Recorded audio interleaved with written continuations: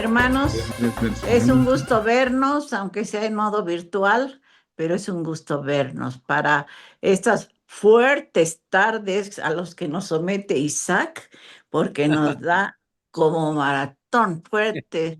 enseñanza.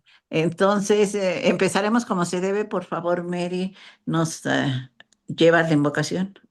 Ya, querida, nos aquietamos un momento para recibir mejor las enseñanzas y repetimos mentalmente la cadena de unión. Que los santos seres cuyos discípulos aspiramos a ser nos muestren la luz que buscamos y nos den la fuerte ayuda de su compasión y sabiduría. Hay una paz que sobrepasa el entendimiento. Mora en el corazón de aquellos que viven en lo eterno. Hay un poder que renueva todas las cosas. Vive y actúa en aquellos que reconocen la unidad del ser. Que esa paz descienda sobre nosotros. Que ese poder nos eleve hasta que nos presentemos donde se invoca al iniciador único. Hasta que veamos resplandecer su estrella. Gracias. Gracias, así sea. Isaac, el micrófono todo tuyo. Muchas gracias, Guille. Vale, pues buenas tardes, buenos días y Buenas como quieran, noches. Sí. todos los que están conectados de alguna forma. eh, Vamos a iniciar nuestro estudio de simbolismo arcaico, el segundo tomo en la versión de Kier y en la nueva versión de Point Loma es el primer tomo todavía, ¿no? Yo creo que poco a poco vamos a irnos acostumbrando a tener la versión original de 2 tomos de la doctrina secreta. Ya la hay en electrónico y el primer tomo en papel también se tiene. Bueno, aquí tenemos nuestros carteles de la invitación a estos estudios. Estamos en el mes de mayo, la primera sesión. Eh, Vamos a tener la, este, el tema de este día y los demás días, pues yo estaré 14, 21, estaré aquí en México y el 28 ya lo hago desde España. Sí, más o menos. Las claves son las mismas, no va a haber cambios. Bien, vámonos al material. La última imagen de la sesión anterior dice, de este modo la deidad es comparada a un mar sin orillas, al agua, que es la fuente de vida. Este tema no ha sido, no es la primera vez que se toca de esta forma. ¿Qué quiere decir? Que ya desde el pasado, la simbología de la deidad, de aquello que contiene todo, es un inmenso mar. Casi siempre ese aspecto material de Mula Prakriti, si ustedes recuerdan, la fuente. Para Brahman está inmerso en Mula Prakriti y Mula Prakriti es ese inmenso mar de donde surgirá este universo. Simbólicamente se utiliza el tema de mar, pero en realidad esa es una energía que está compenetrando todo este espacio. Mucho antes de que surja el universo, ya está preparándose para manifestar el universo. Pero aún necesitará varias fases antes de que se manifieste el universo material. Ahora lo hace en esta fase como universo noumenal, o sea, lo que ocurre previamente al universo material. Y continúa el pasaje, dice, el séptimo palacio, la fuente de la vida, es el primero en el orden desde arriba. Por supuesto, cuando surge ya el universo material, hay 7 planos, de arriba hacia abajo, y se numera desde arriba 7, 6, 5, 4, 3, 2 y 1. Es el plano más espiritual, donde están los 7 primordiales. Después seguirán los 7 lipicas, los señores del karma. Después de los manasaputras en el tercero, anishvatas, mahumaras, y así hasta llegar al ser humano en el plano material. De aquí que el principio cabalístico puesto en los labios de los cabalísticos Salomón, quien dice que en los proverbios, la sabiduría ha edificado su casa, ha tallado sus 7 pilares. Vean simbólicamente cuando esa sabiduría, se llama Hat, la mente, de donde ha emanado toda la parte nominal, o sea, la fuente de una, eterna, inmaterial, sin condiciones, sin cualificaciones, sin características, la esencia divina, y más atrás, el absoluto, la seidad. Todos son manifestaciones de esa seidad, de ese absoluto, que va pasando por diferentes fases hasta llegar a las fases materiales, a la formación de los 3 logos y de los 7 planos materiales.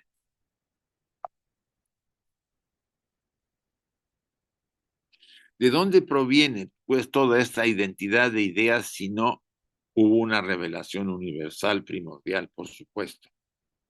El ser humano, que lo vemos aquí, recibió en la primera raza, sobre todo en la raza Lemur, esa revelación universal, transmitida por las divinidades, por los seres superiores que nos vinieron a ayudar y a completar nuestra constitución, más bien a activarla.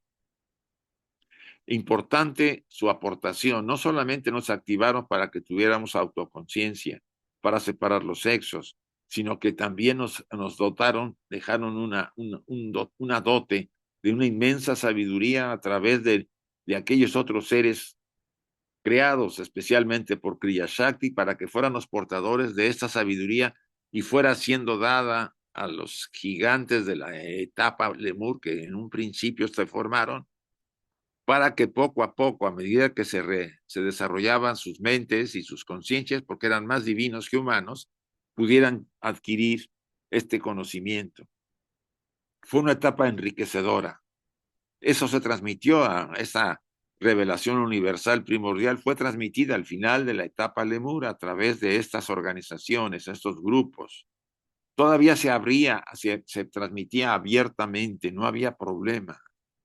Sobre todo al principio de la época Atlante, hasta la tercera raza, su raza, no hubo obstáculos grandes, pero poco a poco se notó que el cambio en la cuarta subraza, con el materialismo al que adquirió el cuerpo físico y todo lo que estaba alrededor, se empezó a ocultar por el mal uso que se empezó a hacer de este conocimiento. Entonces fue centrado en ciertos grupos, en ciertas comunidades que lo transmitían solamente a aquellos seres ya humanos, se puede decir, aunque eran todavía de altura muy grande y con cualidades muy particulares, que cumplían con los requisitos, cosa que ocurre también en esta época. Aunque no está tan rígida el otorgarle el conocimiento a los seres humanos en esta época, hay ciertos compromisos y ciertas visiones. Lo que hace que se limite es la estructura del sujeto, hace que se limite el conocimiento profundo de esta enseñanza, amén de que no hay grandes instructores para transmitirla directamente, salvo en casos excepcionales, vamos a decirlo.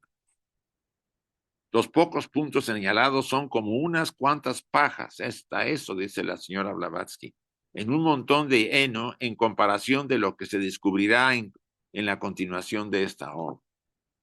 Es obvio, la enseñanza llega a aquellos que están en condiciones de ser receptivos, pero para la mayor parte que estamos empezando y que tenemos dificultades, vamos a ir lentamente masticando ese heno, esa paja, hasta que poco a poco vayamos comprendiendo el conocimiento que tiene, casi siempre por intuición, ¿no?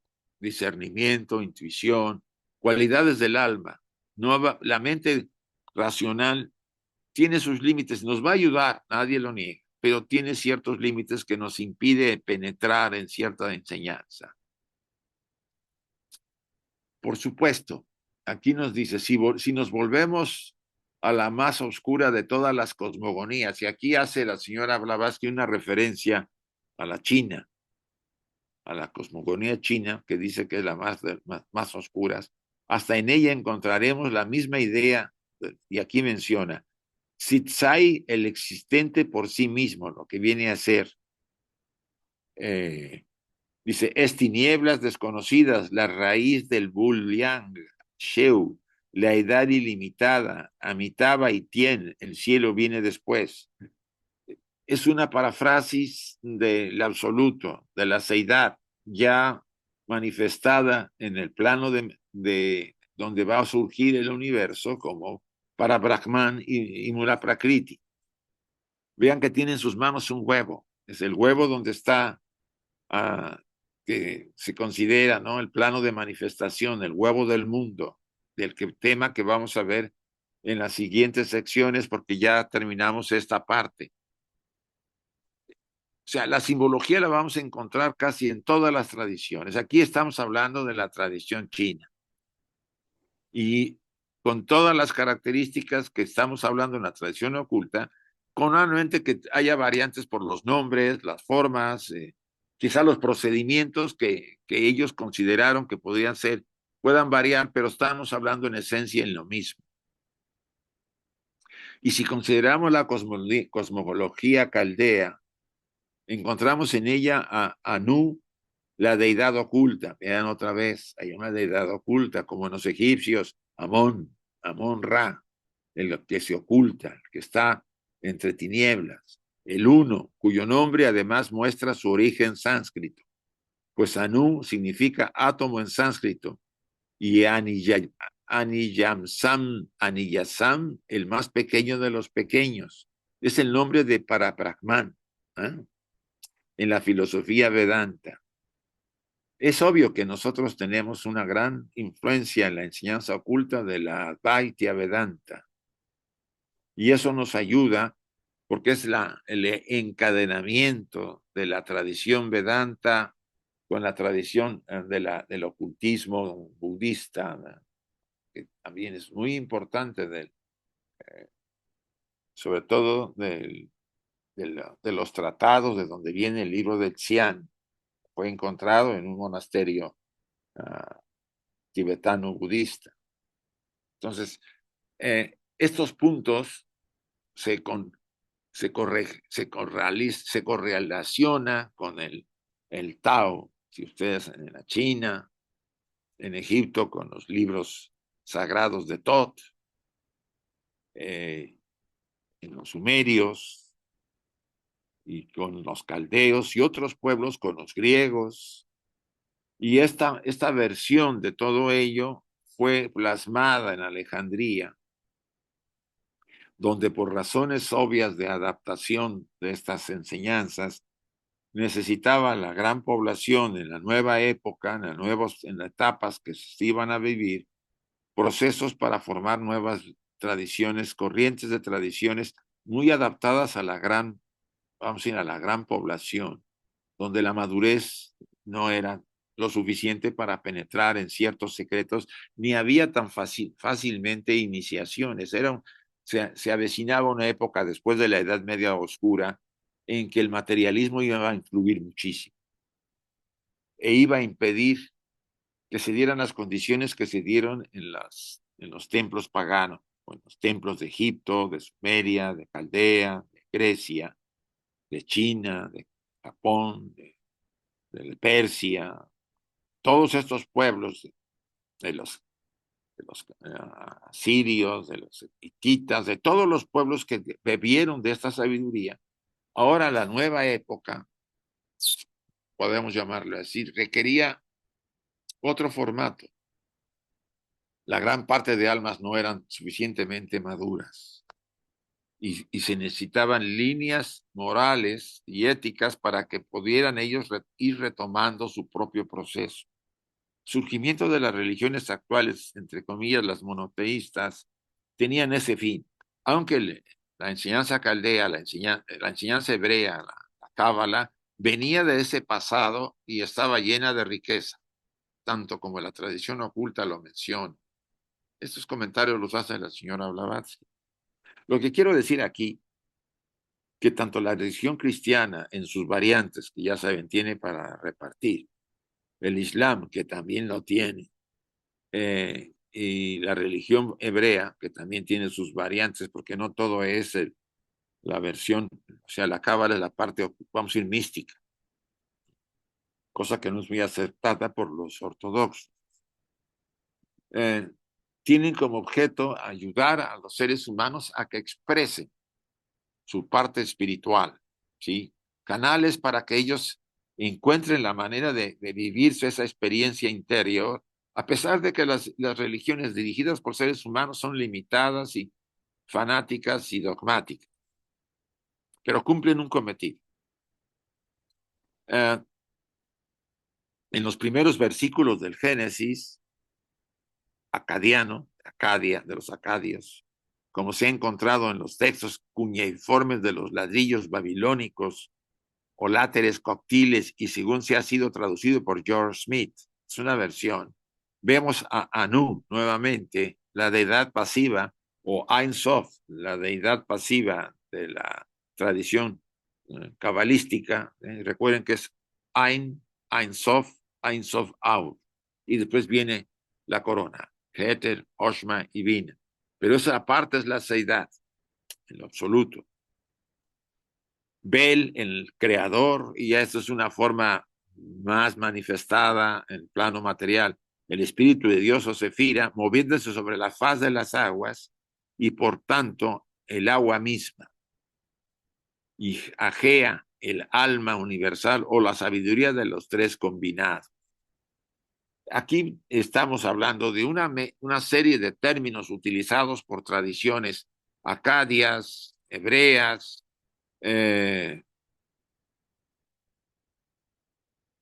también por las mismas tradiciones, incluso incluyendo Agea, vamos a decir, babilónicas, en donde mezclan los términos, pero estamos hablando tanto del absoluto, de la seidad, su primera irradiación o radiación para generar el universo, los primeros aspectos para Brahman y Mula Prakriti, que son lo mismo, pero que Mula Prakriti es la que está fecundada y es la madre fecundada, la madre divina, que se une al primer logos manifestado para generar el universo material. Ahí estamos hablando del universo nominal.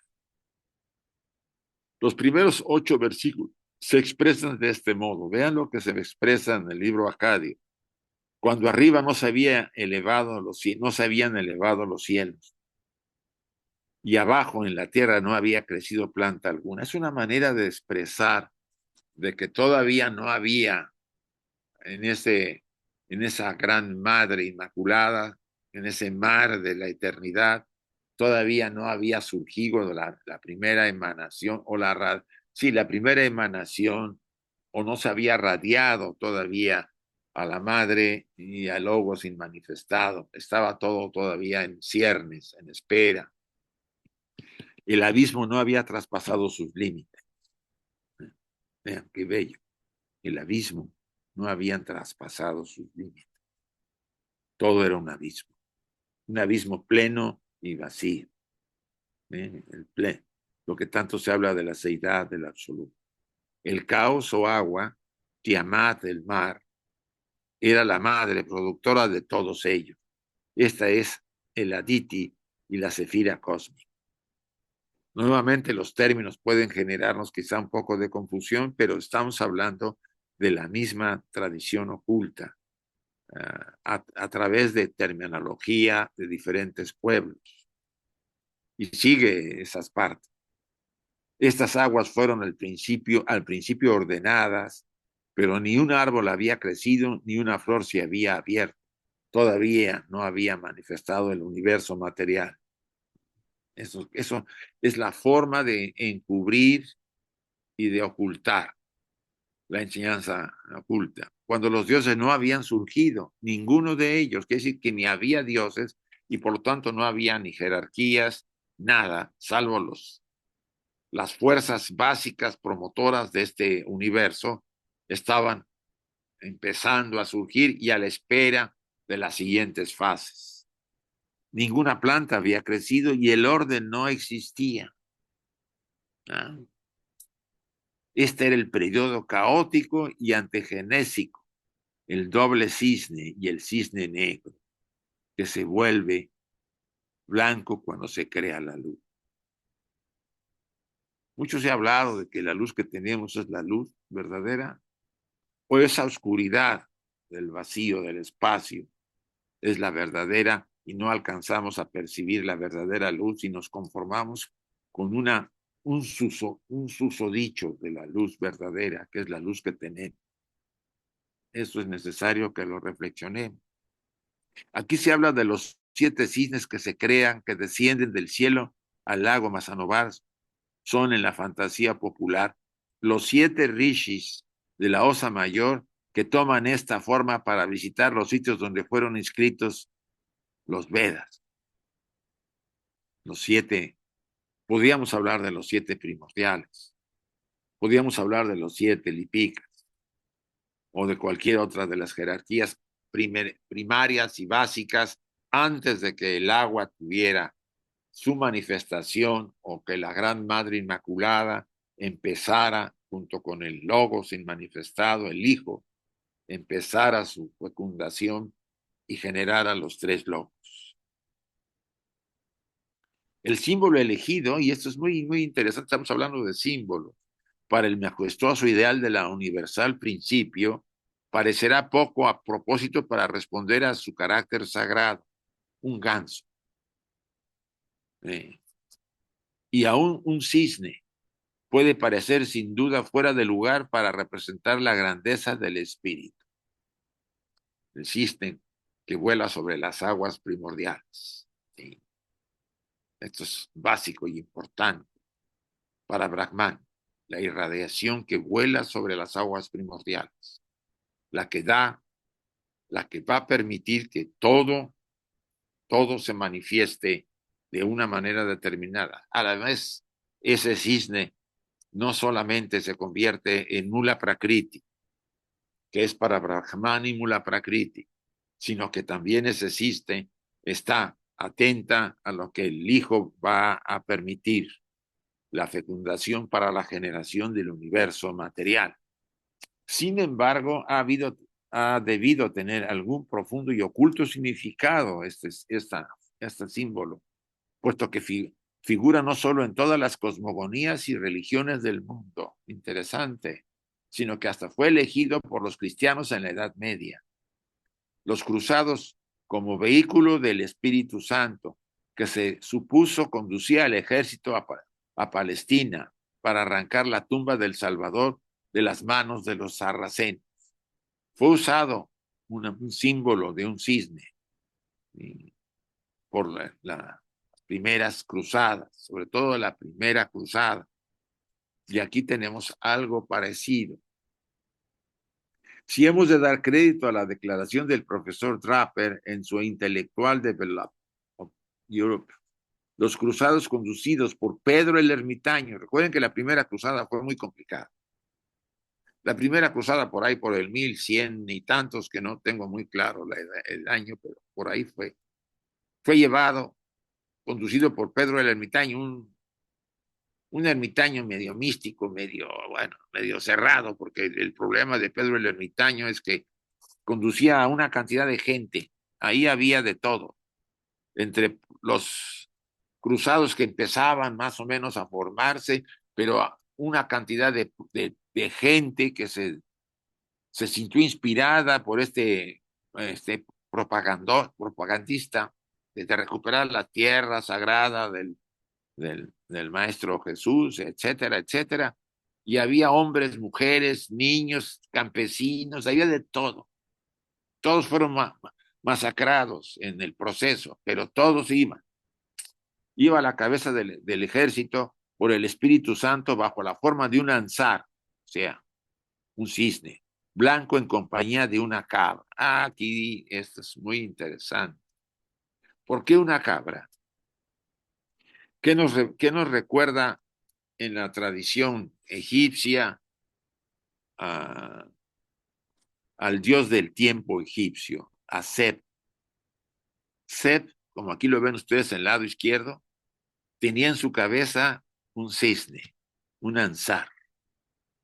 Él hablaba del tiempo, vamos a decir, de la duración, de no la eternidad material, sino la verdadera eternidad. No hay fin, no hay límite, no hay principio, no hay fin. Y esta interesante visión egipcia, transmitida, obvio, dentro de la riqueza de sus, de sus mitos y de sus procesos cosmogónicos y de y la sabiduría de Thoth, se pierde y se altera, se distorsiona, vamos a decirlo, porque los sacerdotes, tanto en Memphis, eh, en la escuela de Heliópolis, pues hicieron ahí una serie de cambios y agregaron cosas, y eso como leyendo a este autor inglés en sus obras, el autor que descubrió el libro, bueno, más bien no descubrió, el que compró en Egipto el libro de Annie, el libro de los muertos de Annie, y se lo llevó a Inglaterra por abajo del agua, como dicen por ahí, porque si no, no hubieran podido sacarlo. Ay, no me acuerdo ahorita su nombre. Él tiene una obra que se llama Los dioses de Egipto, en inglés, no hay traducción de esa obra. Y él habla que dentro de todo esa gran bagaje de dioses, como aquí menciona, ustedes ven a la figura de Seb, el dios del tiempo, lleva un ganso sobre la cabeza. Júpiter también toma la forma de un cisne y el mismo Brahma, en la India, en Grecia. Y el fundamento de todo esto es aquel misterioso, el misterio de los misterios, el huevo del mundo. ¿Quién genera ese huevo del mundo? Ese plano de manifestación donde surge el Logos, el Hijo, el Logos inmanifestado, el Padre para Brahman y la Madre Mula Prakriti. Ese es el huevo del mundo, que se transformará en el huevo del universo. Ustedes y yo hemos nacido del huevo de nuestras madres, en esa esfera que lleva ella durante 9 meses. Es el huevo. Antes el huevo en las primeras razas estaba afuera, después vino adentro de la madre, de la parte de la gran madre inmaculada en el universo, y después nuestras madres tienen esa herencia, son madres inmaculadas. Vean la figura de Seb con el ganso, con el ansar en la cabeza. Es muy simbólica y muy, muy interesante. A mí me llama la atención esa réplica, esa relación con la tradición oculta. Hay que aprender la razón de un símbolo antes de despreciarlo, y aquí recalca esto la señora Blavatsky.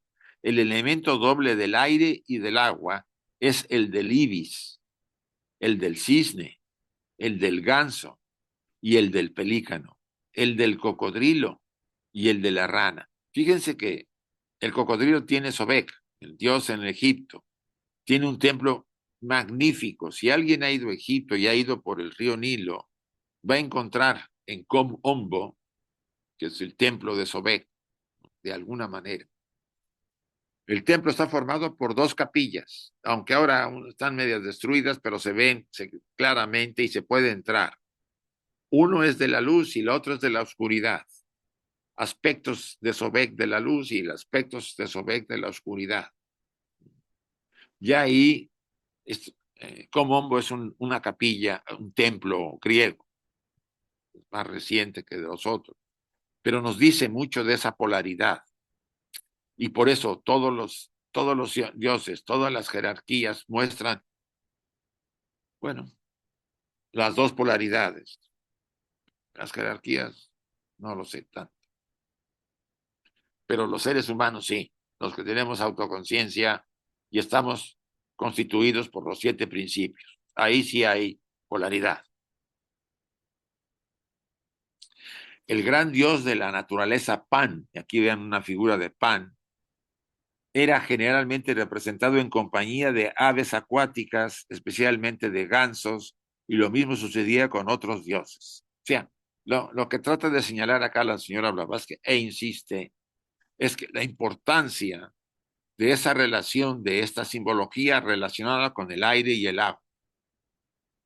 Aire para Brahman, el agua, Mula Prakriti, el espíritu y la materia, que en realidad las dos son aquello, el absoluto, la seidad.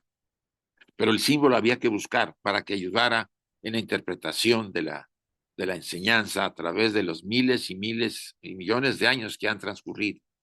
Si más tarde, con la degeneración gradual de la religión, los dioses a quienes se consagraban gansos se convirtieron en deidades priápeas. No es una razón para que las aves acuáticas fueran inviolables para el pan y otras deidades fálicas, como lo han querido interpretar algunos burlones hasta de la antigüedad. Por supuesto, con el tiempo y la degeneración de algunas tradiciones o de algunos personajes que querían atacar y las creencias, pues les dieron varios otros enfoques. Por ejemplo, sino que el poder abstracto y divino de la naturaleza procreadora se había antropoformizado groseramente. Ni tampoco muestra al cisne de Leda. Recuerden que Zeus se le aparece a Leda en forma de cisne y tiene una relación con Leda y tiene a sus hijos en huevos, tiene hijos que salen de cascarones de huevos. Esto es más bien un símbolo muy antiguo. Recuerden cuando nacíamos del huevo en la raza todavía, finales de la raza, de la segunda raza hiperbórea, o principios de la raza lemur. Ella con los mismos, como se lo expresa castamente Mr. Hargreaves Jennings, pues el mito no es sino la otra versión de la misma idea filosófica de la cosmogonía.